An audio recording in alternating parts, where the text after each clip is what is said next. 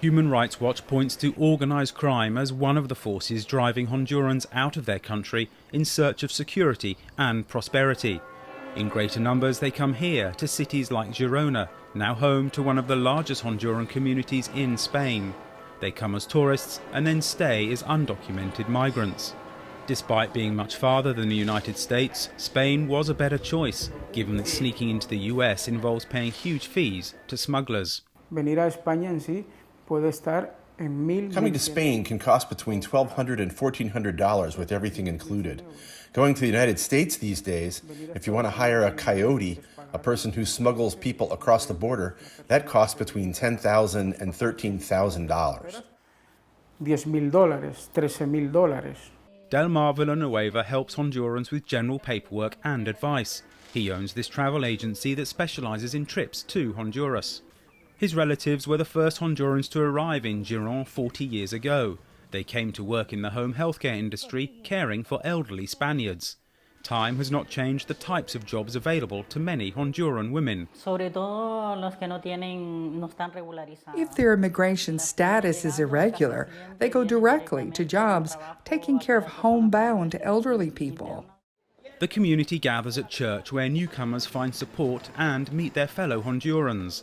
The groups most vulnerable to violence in Honduras are journalists, the LGBT community, and professionals or business owners facing extortion. Alvaro Ernesto Galo owned an appliance store. Facing extortion by gangs, he decided to leave his country and emigrate to Spain. He says Honduras' corrupt government was of no help. I panicked and had to do what anyone else in the world would do: sell my business and disappear, or give them the money. In Spain, the family has found peace and greater freedom. His 22-year-old son, Yherlin, is studying chemical engineering.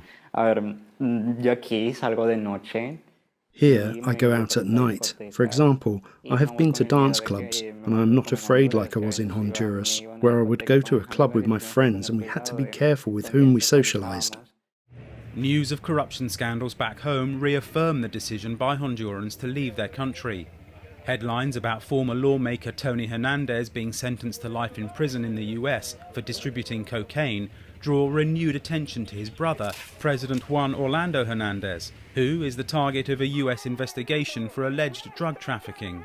Back in Honduras, this case could not be discussed openly. That is why he wants to stay on as president, to gain impunity. He has changed the Constitution when it is totally illegal to do so. At 9,000 kilometers away, Hondurans feel safe to express their opinions. For Alfonso Beato in Giron, Spain, John Spear, VOA News.